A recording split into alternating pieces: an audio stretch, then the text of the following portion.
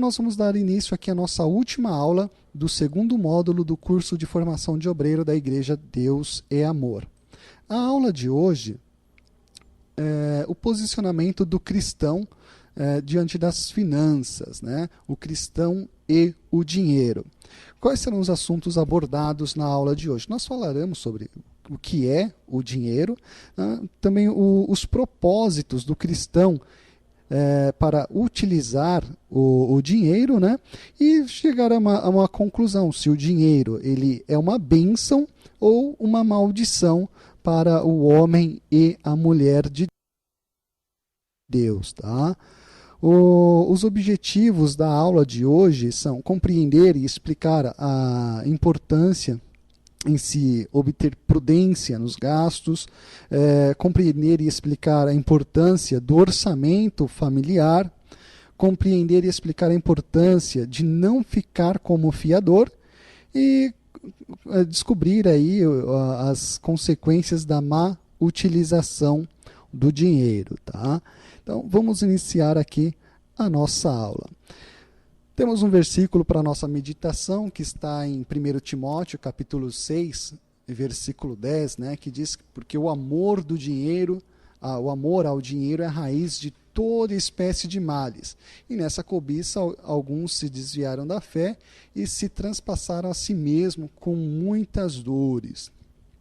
Então, irmãos, o dinheiro, né, ele é para o homem, uma mulher, para um filho de Deus, uma das dádivas que Deus dá a ele, né? Cabe ao cristão discernir como gastar ou não o seu dinheiro. Cabe ao cristão de descobrir que o amor ao dinheiro, né, é a raiz de todos os males e não o próprio mal em si, mas o amor, a cobiça, a avareza, tá?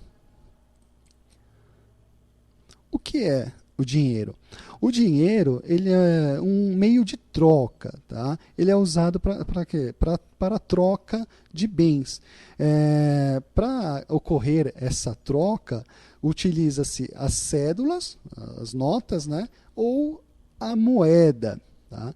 Isso é o dinheiro. Ele é importante aí para as transações entre pessoas e empresas, empresas e empresas, pessoas e pessoas, tá? O dinheiro, ele é uma bênção ou uma maldição? Essa pergunta, para muitos, ela é difícil de responder, né? Muitas pessoas não têm aí o correto entendimento do que é o dinheiro, tá? E de como utilizar o dinheiro. Nós, cristãos, devemos utilizar o nosso dinheiro com sabedoria, prudência, bom senso, responsabilidade, né? E temos que ter em mente que nós somos mordomos, né, ou dispenseiros das bênçãos do nosso Senhor e Salvador Jesus Cristo, né? Então, caracterizar o dinheiro como bênção ou maldição depende de como o cristão vai utilizar o seu dinheiro, onde ele vai gastar ou onde ele vai investir aquele dinheiro, né, aquela quantia. O dinheiro, ele é uma bênção se usado para quê? Para glorificar a Deus, né? Um meio de gratidão pelos bens que Deus tem nos dado, né? Se nós gastarmos, se nós vou usar uma outra palavra, se nós utilizarmos o nosso dinheiro de uma maneira correta, de uma maneira responsável, não gastando o nosso dinheiro em coisas que são indevidas aos cristãos, com certeza o dinheiro ali é um sinal de bênção para a vida daquele homem ou para a vida daquela mulher. Agora, se o dinheiro é utilizado, é adquirido com muita avareza, se o dinheiro é investido ou gasto em coisas que não edificam e muito menos glorificam a Deus, aí o dinheiro torna-se, na verdade, uma maldição né? Então depende de como será adquirido e como será investido ali o dinheiro propriamente dito, para que saibamos se é maldição ou bênção, né? Temos aqui um versículo da palavra de Deus em Colossenses, capítulo 3, versículo 5, né, que nos diz: mortificai, pois, os vossos membros que estão sobre a terra, a fornicação, a impureza, a afeição desordenada, a vil concupiscência e a avareza, que é idolatria. Então, nós vemos aqui a Bíblia condenando não a riqueza, mas sim a avareza, tá?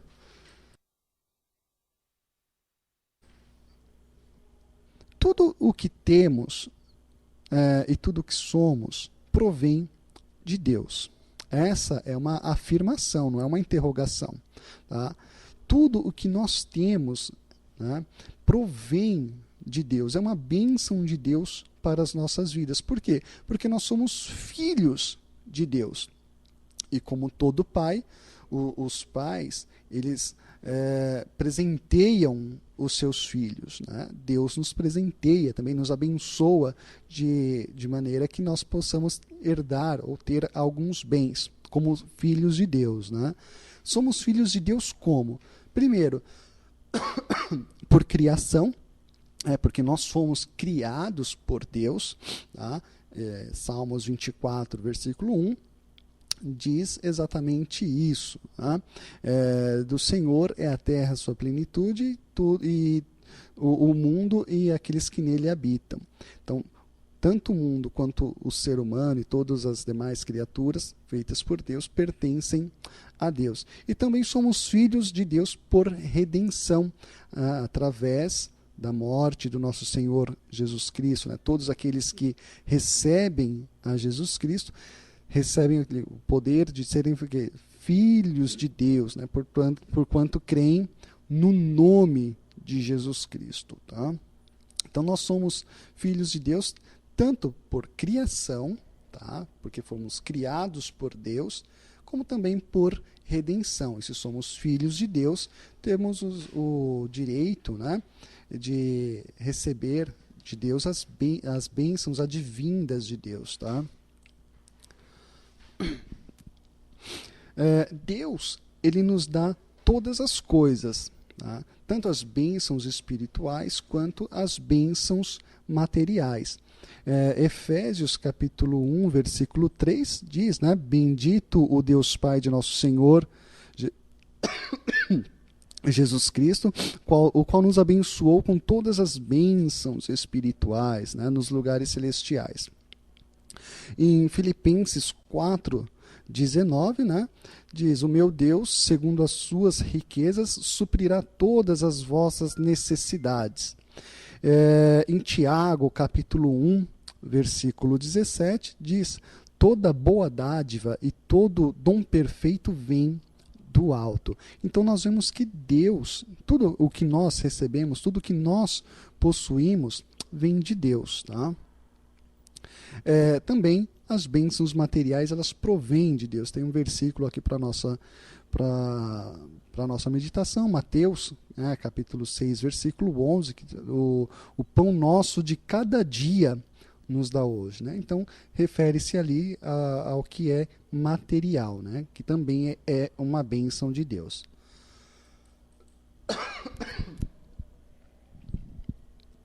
Para nós, cristãos, nós temos que ter uma certeza que tudo o que nós temos, todas as coisas que nós possuímos, que nós adquirimos, dentre elas o dinheiro, são dádivas que elas provêm das mãos de Deus. São bênçãos que vêm de Deus para nós. Né? Essa verdade está lá e registrada pelo escritor do livro de Crônicas, né, capítulo 29, versículo 14, onde ele diz, né, porque tudo vem de ti e do que é teu nós te damos. Então ele descobriu essa verdade, que tudo o que o homem possui vem de Deus, então o homem nada mais que faz devolver para Deus aquilo que provém do próprio Deus. Tá? Continuando aqui o nosso estudo, Outra pergunta que nós fazemos com frequência, né? Como o cristão deve prover os seus recursos financeiros? Primeiramente, com um trabalho honesto, nada de caixa 2. Sabe aquela ajudinha que algumas pessoas gostam de fazer por fora, um trabalho por fora? Nada disso, né? Muitas pessoas que trabalham como prestadores de serviços, principalmente, né? Trabalham aí para Telefônica, para empresas de TV por assinatura e coisas semelhantes, costumam fazer isso, né, irmãos? Receber por fora para garantir um sustento ali, mas esse trabalho acaba não sendo honesto, né? Acaba não sendo um trabalho digno. Como o cristão deve adquirir os seus bens? Com o trabalho honesto, sincero, né? A Bíblia nos dá vários versículos, nós separamos alguns aqui para a nossa meditação. Gênesis capítulo 3, versículo 19, parte A. Né? No suor do teu rosto comerá o teu pão, até que te tornes a terra. Então, com o trabalho, o homem adquirirá aí os seus bens, o seu salário. Né? 1 Tessalonicenses capítulo 2, versículo 9, né? Nos diz, porque bem vos lembrais, irmãos, do nosso trabalho e fadiga, pois trabalhando noite e dia, para não sermos pesados a nenhum de vós. Este versículo faz referência àquelas pessoas que não gostam, não trabalham, né? E gostam de ficar encostados ali nos outros, né? Paulo ele está dizendo que eles trabalharam dia e noite para não ser pesado a nenhum irmão. E 1 Tessalonicenses, capítulo 4, versículo 11, né? Nos diz, e procureis viver quietos e tratar dos vossos próprios negócios, ou seja, do seu próprio trabalho, tá bom? Não se envolver aí em coisas que são alheias ao seu trabalho, a não ser que seja contratado formalmente ou faça um acordo, né? E desde que não esteja prejudicando alguém ou fazendo algo que é ilegal, tá bom? Continuando aqui, né? Continuando, como o cristão ainda deve prover os seus meios. Então, trabalhando com determinação, trabalhando com esforço, com coragem, dedicação, com esmero. Dessa forma que o crente deve aí, adquirir os seus recursos financeiros, tá? Jamais por meios ilícitos ou ilegais. O cristão ele deve fugir, tá, de práticas ilegais, ou seja, daquele trabalho que não é legal, não é formal, não é correto, né? Temos aqui Provérbios, capítulo 28, versículo 20, né? Diz, o homem fiel será coberto de bens, mas o que se apressa em enriquecer não ficará impune. Então, como que nós devemos, o que nós devemos fazer, na verdade, né? É fugir de toda prática ilícita, né? De todo tipo de trabalho que fuja ali da legalidade, fuja da normalidade, né? Deve fugir da propina, da caixinha, do pagamento por fora e coisas semelhantes, né? O homem deve rejeitar, o cristão deve rejeitar aí todas as formas fáceis de adquirir as suas riquezas, né? Porque tudo aquilo que vem fácil vem, na verdade, para destruir o homem, tá? O cristão ele ainda deve fugir da avareza, né? Fugir deste sentimento de adquirir a riqueza a qualquer custo, por qualquer preço, colocar o dinheiro acima de toda e qualquer necessidade. Chega a se tornar até idolatria, como nós lemos, né? O Deus de muitos aí é o dinheiro. 1 Timóteo, capítulo 6, versículos do 9 ao 10, nos fala exatamente isso, né? Mas os que querem ser ricos caem em tentação e em laço e muitas concupiscências loucas e nocivas, que submergem os homens na perdição e ruína. Porque o amor ao dinheiro é a raiz de todos os males, né? Então nós devemos, o homem, ele deve fugir deste sentimento, desta avareza, tá bom? Deve evitar esta aparência do mal. Então ele deve evitar ali ser escravo do vil metal ou do dinheiro e do amor excessivo ao dinheiro, tá? O cristão também deve fugir da preguiça, né? O cristão tem que ser trabalhador, né? Aliás, que ele deve trabalhar como se ele estivesse trabalhando para o Senhor. Esta é a verdade, né?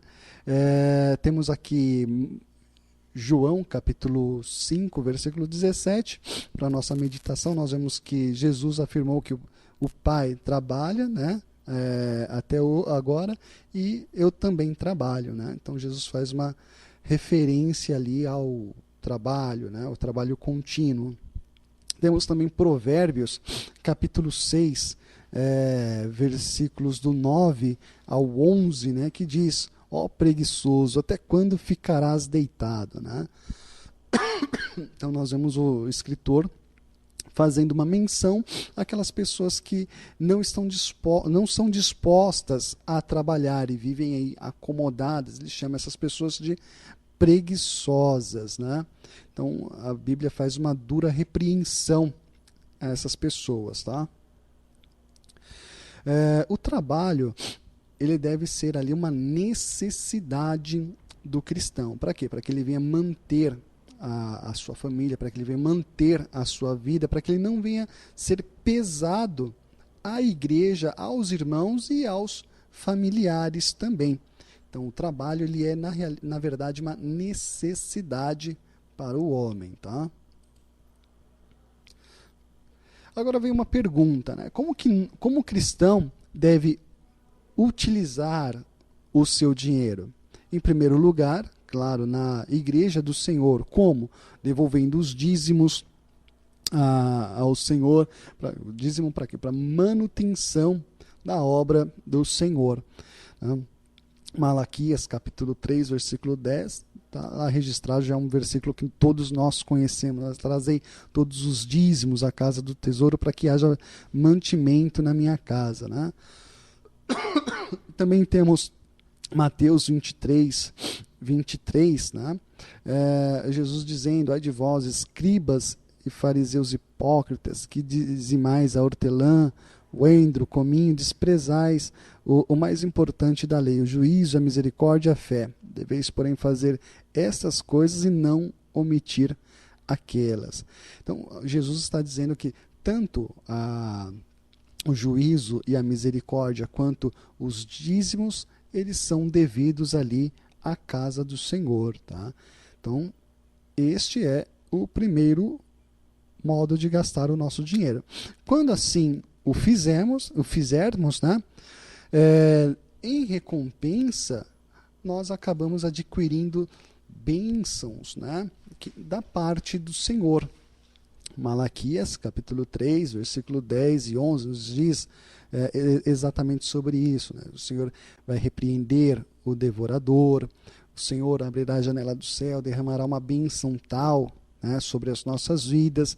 Então, quando nós investimos o nosso dinheiro, né, os nossos recursos na obra do Senhor, em recompensa, o Senhor também nos abençoa ainda mais, né? Então esse é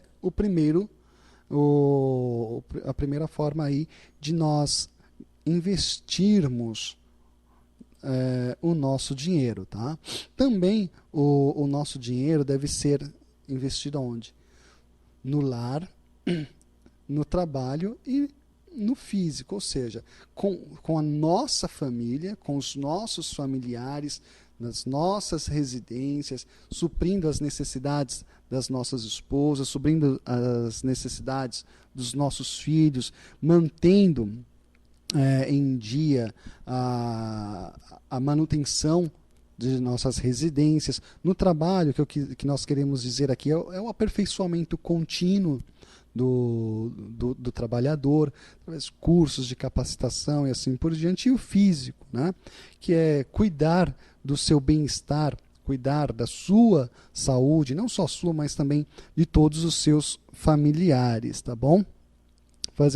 O que nós devemos fazer também é evitar dívidas que estão fora do nosso alcance, ou seja, fora do nosso orçamento familiar, né? Há pessoas que recebem aí 1.000, 2.000, 3.000 e acabam gastando 2, 3 vezes mais do que eles recebem. Essas pessoas acabam se tornando endividadas e insolventes, né? Aí tem restrição no nome, tem todas essas coisas que acabam tirando a paz, a tranquilidade da pessoa, tá? Então devemos evitar o gasto excessivo. Quando o dinheiro ele não é gasto da forma correta e acaba gerando dívidas, as dívidas elas provocam o quê? Instabilidade na vida do homem, da mulher, falta de tranquilidade, desavenças, perda de autoridade. Uma pessoa endividada, ela fica à mercê, ela fica à necessidade, ela depende de outras pessoas, né? Quando não tem condições ali de se manter. Então deve evitar os gastos extremos e quando for fazer uma compra, se possível, comprar à vista, além de ter o desconto, né? É sinal de que você está administrando bem os seus recursos, tá bom? E se houver ali a necessidade da compra a prazo, tem que estar dentro do orçamento familiar, ou seja, não pode ser a prestação, ela não pode extrapolar ali o orçamento de toda a família, ou seja, a junção do salário do marido, da esposa, dos filhos, ou do marido e da esposa, ou só do marido. Ou seja, tem que estar dentro do limite para que não venha a ocorrer problemas familiares, tá, ok?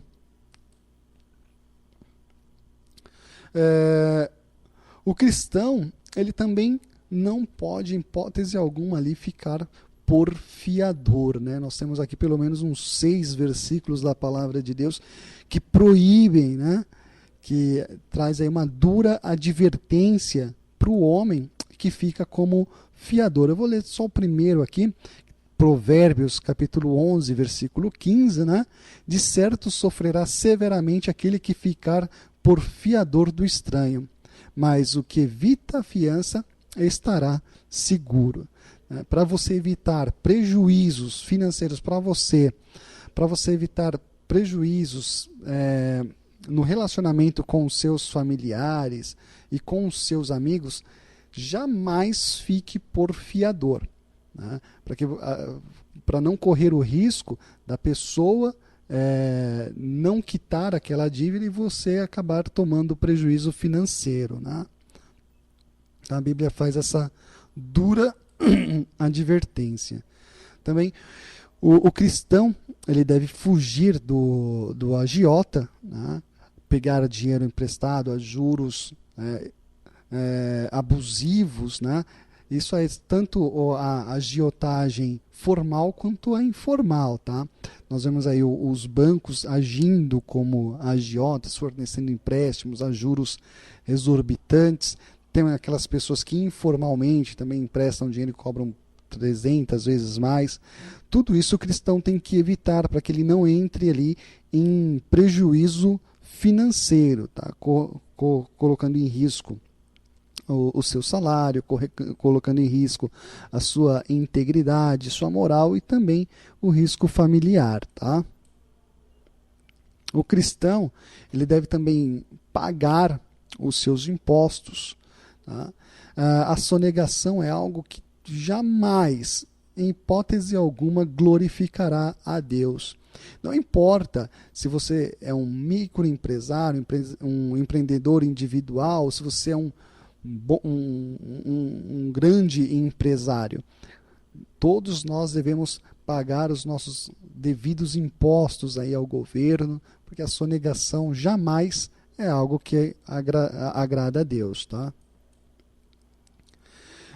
Também o cristão, ele deve ser um bom pagador, ou seja, ele deve pagar o salário dos seus funcionários no dia certo, da maneira correta e o valor acordado, tá?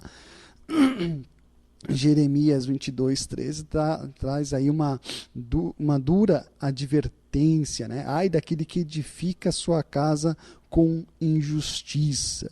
Então, o cristão, quando ele é um empregador ou se ele contrata algum serviço de alguma empresa ou de algum profissional, ele deve honrar este pagamento, né? Não deve deixar em aberto e fazer aquilo que foi acordado entre ambas as partes, tá? Temos aqui Tiago, capítulo 5, do versículo 1 ao 4 também, que traz uma dura advertência. Em uma das partes aqui diz que o salário do trabalhador, né, clama diante de Deus a injustiça feita, né? Então, tomar cuidado com isso é muito bom. Então, o cristão ele deve ali pagar em dia aquilo que foi acordado, tá? Conclusão.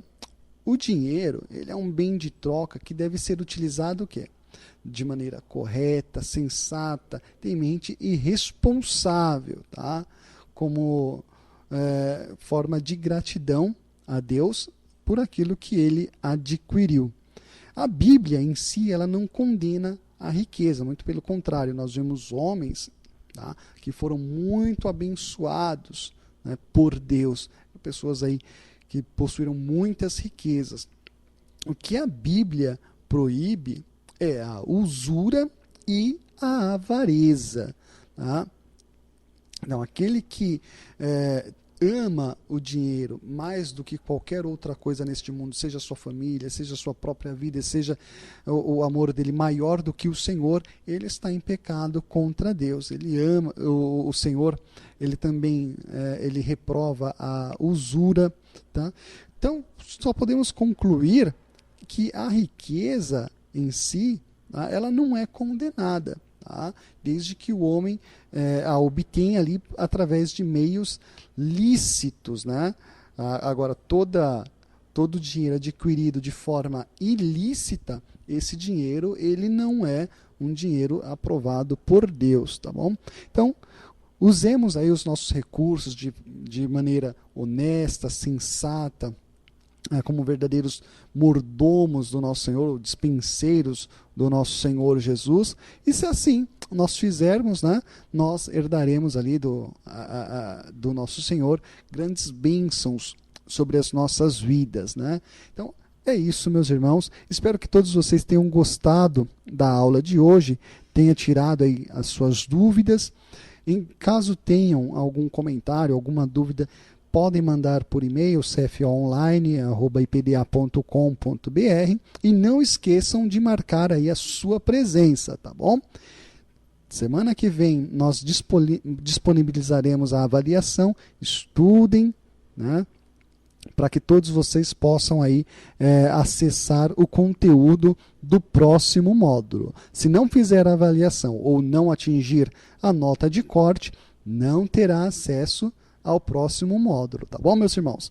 Que Deus os abençoe e fiquem todos na paz do Senhor Jesus Cristo.